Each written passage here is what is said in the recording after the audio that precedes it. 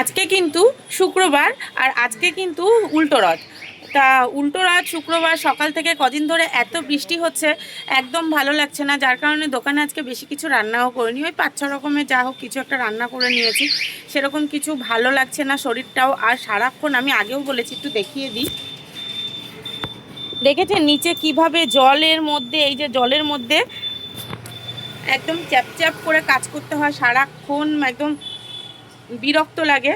তো যাই হোক, আমার ভিডিও তো আপনারা প্রত্যেক দিনই দেখেন আর অনেকটা ভালো রেসপন্স পাচ্ছি।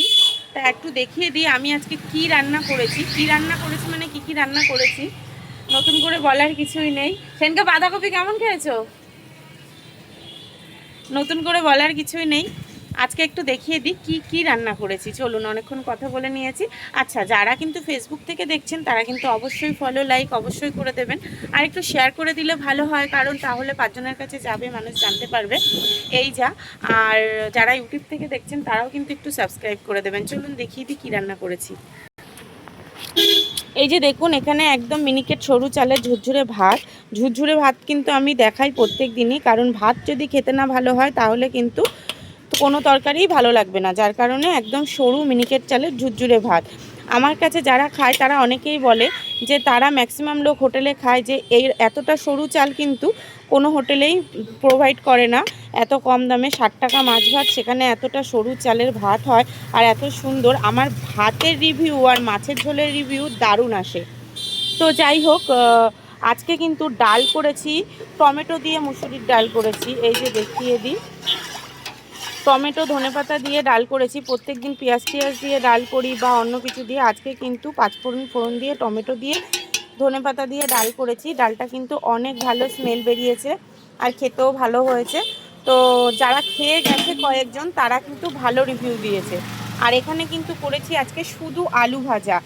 আলু ভাজাটা দেখতে পাচ্ছেন অনেকটা পরিমাণের আলু ভাজা ছিল বলে কড়াইয়ের মধ্যে আলুগুলো একটু ভেঙে গেছে, তবুও আমি একদম শক্ত গোটা রাখার চেষ্টা করেছি।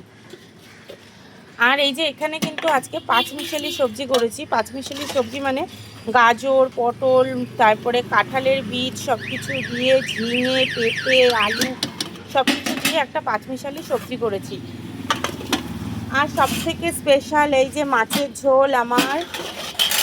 এই যে দেখুন মাছের ঝোলে কিন্তু যারা খাবার কয়েকজন খেয়ে গেল তারা কিন্তু অনেকে এই যে তেলাপিয়া মাছ, বাটা মাছও ছিল, বাটা মাছ, তেলাপিয়া মাছ এগুলো খেয়েছে। তেলাপিয়া মাছ আর 1টা 2টো 3টে 4টে মাছ রয়েছে তেলাপিয়া, আর বাটা মাছ 5টা ছিল, এখন একটাও নেই। আর রুই মাছও রয়েছে। আজকে বাটা, তেলাপিয়া, রুই সব কিছু মিলিয়ে আলু দিয়ে মাছের ঝোল করেছি, পাতলা মাছের ঝোল।